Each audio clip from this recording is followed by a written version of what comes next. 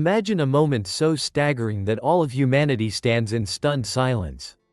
The bells of the Vatican rang out, heralding the arrival of the new pope, an event that seemed at first glance like just another ordinary religious ceremony. But in reality, what lies hidden behind that dazzling brilliance? An ancient prophecy by Edgar Cayce, the greatest prophet of the 20th century, is gradually coming true, sending chills down the spines of millions of Catholic believers. The appearance of this pope, could it be an omen of a terrifying event, a whirlwind of fate that even he himself? Especially if you've passed the age of 25 and are standing at a crucial crossroads in life? What is about to be revealed is not merely a tale of fate, but also a warning: time is running out. And the choices you make today may determine the eternal destiny of your very soul. Be mentally prepared, because this story will captivate you to the point of no return, with a disturbing twist that demands everyone's attention. Dozens of years ago, Edgar Cayce, renowned as one of the greatest prophets in history, left behind a strange prophecy. It seems this aligns with the current situation. In a little-known record, Cayce once mentioned the period of transition in spiritual leadership. That will be the sign heralding a major event about to take place. Perhaps symbolic in meaning, this transition reveals clues to a cyclical series of events. According to Cayce, this will primarily affect people aged 25 and older. The excerpt from Cayce's revelations had long been forgotten, perhaps because it was too strange and profoundly symbolic. But today, as I witnessed the new leader officially take office, the words he once spoke years ago suddenly resonated with a deeper meaning. Cayce once mentioned that a global spiritual reconstruction phase would usher in a challenging era for humanity, especially for the younger generation. He did not mention the immediate disasters, but instead emphasized the essential need for inner transformation, a journey of rethinking life's values and profound mental preparation. For many, this may seem vague, but for those who look closely, the signs are gradually becoming clear. The prophecy continues to unfold, and what it reveals next may completely change how you view this historic moment. Cayce believed that when a new religious leader emerges, the youth will face a choice between two different paths. Either you let fear bind you, or you awaken to explore fresh perspectives on life. He spoke of a time when traditional beliefs would face challenges, not from external influences, but from the shifting consciousness of millions of people. Questions about what truly matters, what awaits in the afterlife, and each person's purpose in this world will gradually arise with greater intensity. He believes this will make many people feel uneasy, yet at the same time, it opens the opportunity to attain a unique kind of peace, one that only those who have lived through experiences and taken the time to reflect on the past can fully appreciate. And now, as the new pope is chosen, those words resonate as a gentle yet powerful message. For Cayce, this was not a time for fear, but a moment of awakening. He remarked that many young people would almost instinctively sense that something in the atmosphere had changed. It's not a clearly visible change, but rather a deep inner feeling, as if time is demanding a more sincere and thoughtful response. Long-held beliefs will gradually be called into question, quietly but persistently. And this does not mean abandoning spiritual life, but rather finding a way to reconnect with its core value. Cayce saw this moment as a bridge connecting the visible and invisible worlds, between the end of one cycle and the start of a new one. Those who dare to face this process with all their courage, he said, he would become a silent guide for the younger generation. Not with words, but with the peace radiating from the soul, like a bright mirror. He believes that this transition will happen gradually, not suddenly. It will be like the fleeting moment of a day, when the light subtly shifts until we suddenly realize night has fallen. And notably, he mentioned a specific figure connected to the Vatican as a sign heralding the beginning of this. They are remembered not by their names or origins, but by the creative energy they radiate. When the new pope is seen as someone who knows how to reconcile yet remains firm in all his decisions, that will be the beginning of this cycle. And today, while reviewing the records of the successful candidate, many features appear to match the description given many years ago. About blind trust, Cayce does not demand blind faith, but always upholds clarity of mind. He advised people to see the world through the eyes of the soul, not just through physical sight. In this new phase, the greatest challenge does not come from the outside, but lies within each individual. Cayce emphasized that emotional wounds are the biggest barrier for young people today. It is neither physical illness nor financial hardship, but rather the emptiness of meaning, the feeling of being lost in the flow of life, that is the most terrifying. And it is here that his message becomes more urgent than ever. He believed this feeling should not be ignored, as it was a wake-up call. Deceit, for many, is the final invitation to change. Those who truly listen to the call from the depths of their hearts will have the chance to discover new horizons of knowledge about life. This is not about changing religions or abandoning faith, but about stepping beyond what has always been taken for granted without question. Like lifting the veil of consciousness, revealing what had long been hidden behind unquestioned, default beliefs. Cayce shared that this inner transformation process might initially make us feel restless. He spoke of a loneliness in the soul, a feeling that things once deeply meaningful now seemed distant and hollow. Many elderly people often endure sleepless nights of contemplation, when the things that once seemed steadfast are no longer enough to hold on to. But this frustration is not the end, it's only the beginning of something more genuine. A harmony with oneself, with the soul, and with the natural rhythm of life. The election of a new pope under the current circumstances is not merely a personnel change within the Church's leadership. That was the beginning of a shared call, a silent plea for the younger generation to recognize the responsibility they must bear.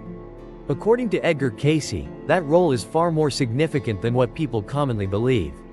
He emphasized that today's society, by excessively glorifying youth, has forgotten a fundamental truth. The wisdom of the elderly is an indispensable factor in maintaining the world's balance. However, for this to become a reality, the older generation needs to be aware of their own worth. He said that many people have given up, fading into oblivion because they believe they no longer hold any value. Cayce considered that way of thinking one of humanity's most harmful misconceptions. He believes that the true spiritual future of this planet depends on the awakening and enlightenment of the preceding generation. The new pope, though unaware, will become the driving force behind this process. Under his guidance, profound questions will be brought to light, leading millions to reflect on life, faith, death, and the meaning of their existence in this world. Everything will begin in silence, but over time, the consequences will gradually become clear.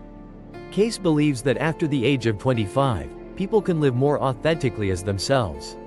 That is the moment when social masks suddenly shatter, all external pressures dissolve, leaving only the most primal essence. But to achieve that understanding, each person must undergo a profound inner journey of acceptance. Accept the time that has passed, the mistakes that were made, the opportunities that were missed, and especially the things that can still be salvaged. In this situation, the new pope is merely a mirror reflecting. A person, upon assuming a leadership role at an age no longer young, called on everyone to reflect on themselves with greater humility and a heightened sense of responsibility. This is not a matter of religion, but a matter of consciousness. For Cayce, that consciousness is the only path to purify the soul. In Cayce's eyes, old age is not a burden, but the most beautiful and noble stage of life. He considers this period the pinnacle of his life, the moment when his soul is most perceptive to recognize what truly holds meaning. But to achieve that, we must quiet the external noise and focus inward. He suggested simple habits like setting aside a little time each day for quiet reflection, contemplating, and jotting down emotions. Not to escape the outside world, but to rearrange the world within oneself. The election of a new pope, in this sense, would become a symbolic message. It's still not too late to start anew, to change what once seemed unchangeable. And those who have passed the age of 60 possess something many young people still lack: the wealth of life experience accumulated over the years. Memories and experiences can guide the future. It is a silent yet immensely powerful force. Yet, those who possess this power often fail to recognize its worth. Cayce points out that today's society is inadvertently teaching older adults to retreat into silence, making them feel obsolete. But he considers this a concerning and distorted notion. In his view, the human soul matures over time. And when mature, it possesses the special ability to guide others toward enlightenment. But this requires courage, the courage to dare to break free from the beaten path, to see oneself truthfully, to let go of the past, and to open the heart wide to embrace what lies ahead. The most interesting part is that he emphasized this change doesn't need to happen uniformly, nor does it require a public declaration.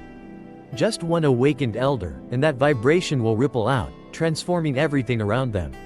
The appointment of the new pope was thus merely one of the factors that set in motion this quiet yet powerful process. Cayce didn't provide a specific formula, nor did he promise anything certain. He only left behind vague instructions, hints that truly held meaning only for those who knew how to listen and understand. And perhaps that is precisely why his words now resonate with extraordinary power. In a hurried world, filled with distractions and noise, pausing to reflect on what truly matters holds profound value. Most people simply view the change in Vatican leadership as just another ordinary event among countless others. But if you look closely, you'll find that some global events carry much deeper meanings. Cayce shared that spiritual signals often don't appear loudly, they whisper softly, and only those who maintain stillness in their hearts can truly listen and understand. Perhaps that's why he particularly emphasized the importance of emotional training after the age of 25.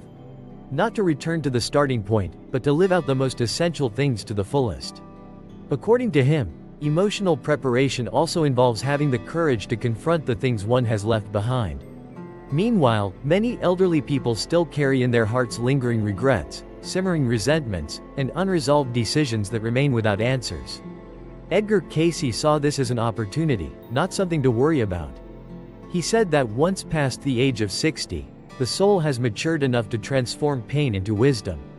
And the emergence of a new spiritual leader, such as the Pope, can become a liberating moment for the entire community.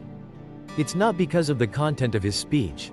Every new change is a reminder to let go of what no longer matters.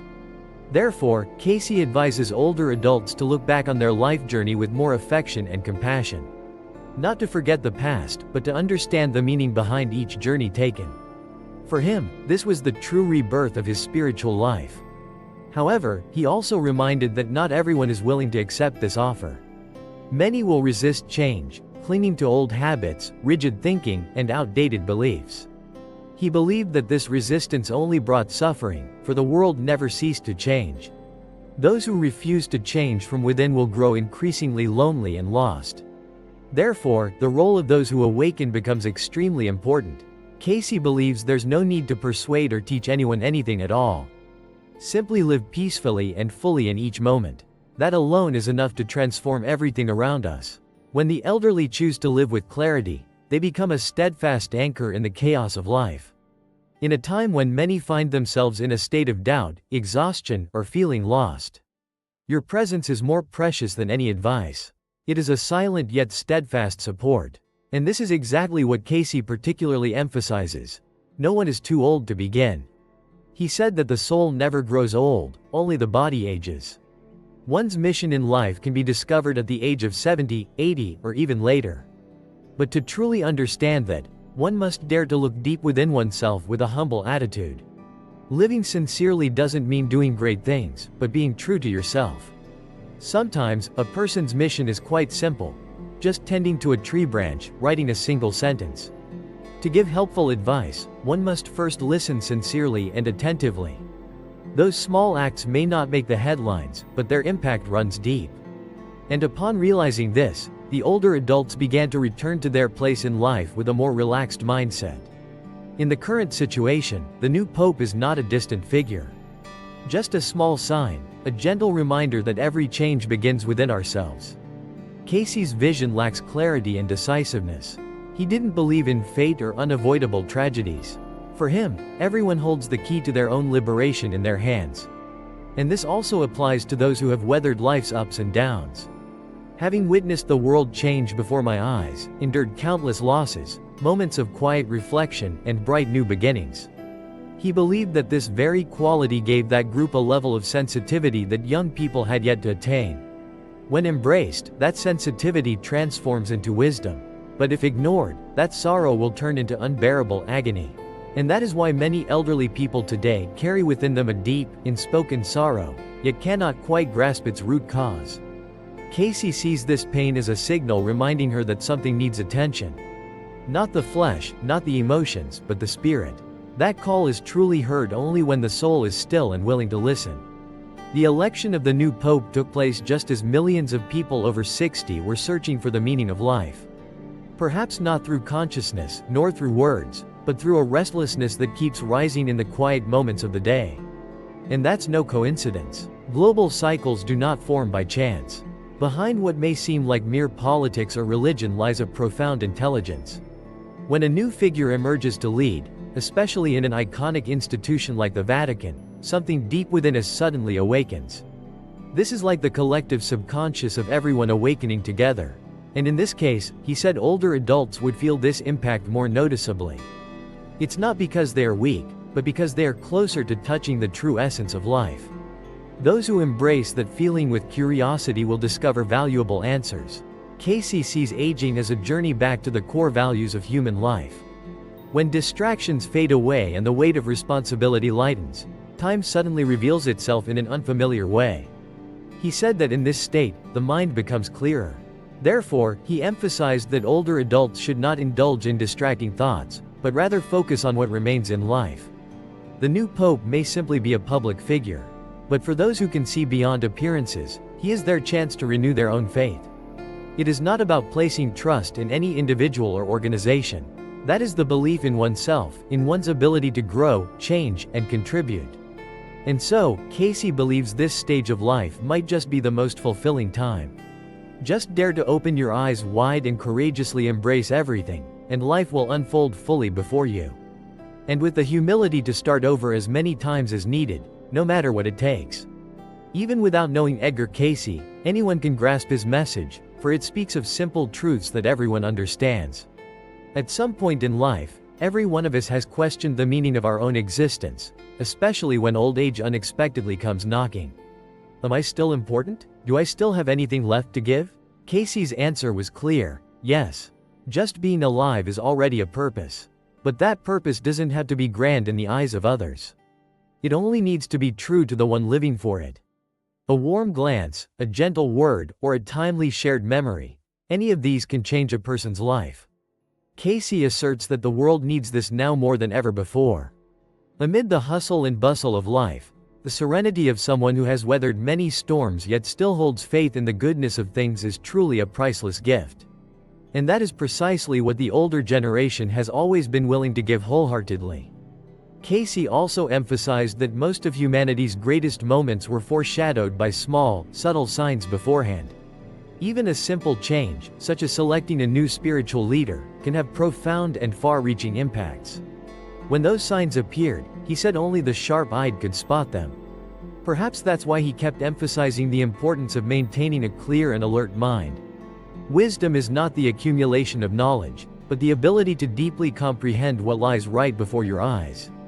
Today, that very sensitivity has become more crucial than ever as a distinguishing factor. Those who have lived through many years often have a deeper ability to perceive and understand the flow of time. They sense when something is unusual, even if they can't put it into words. And it was here that Cayce's prophecy became a guiding light, not to evoke fear, but to show the way. This message is especially clear for those aged 60 and above. Whether you believe in prophecies or not, no matter what religion you follow or what spiritual path you choose, it doesn't truly matter. The essential thing is to recognize that this historic moment holds an invitation, a whispered echo. To live more mindfully, fully, and true to oneself. The election of a new pope at this stage is just the beginning of a more profound transformation. Here are the refined English translations based on your preferences. Cayce shared that the final years of life can become the most fulfilling when we live with purpose. And who knows, when you pause to listen to that moment, you might suddenly realize, there are still so many things ahead waiting for you to do. Not the outside, but the inside. Because true change begins right there, in the stillness of the soul. Life does not end with external influences. It grows deeper. The point that many consider an end may in fact be the beginning of a new journey of understanding. This is not about rejecting the body or the limitations that time brings. When observing the events happening around us, such as the process of electing a new pope, we can choose between the habit of merely observing or actively training our ability to perceive. Feel with an open heart and with the wisdom that only comes from years of experience. Because everything holds a lesson, even the things that seem unrelated. When viewing life through that lens, every gesture, every change, every shared choice carries its own meaning. Everything becomes a sign that there is still time to learn and grow. And most importantly, to dedicate genuine, authentic values. Cayce never demands that anyone believe everything he says. He brings an invitation to contemplation, an echo urging each person to seek their own truth. Especially those who have been through life's ups and downs, deeply understand how precious time truly is. His prophecy was not meant to stir fear about the future, about the opportunity to make the present more meaningful. And when linking this to the emergence of a new spiritual leader, he reminds us that everything happens for a reason, nothing is accidental.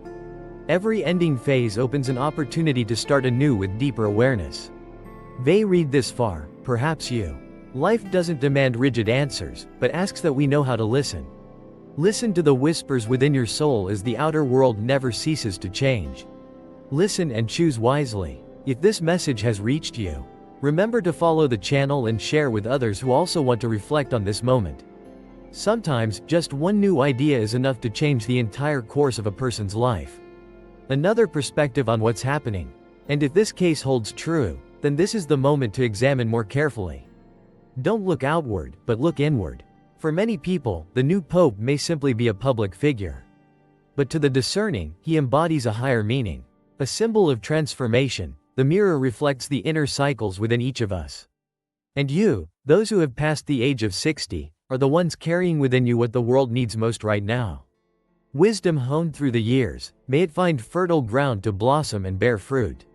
And may your new journey in life begin with a profound understanding that it's never too late to wake up.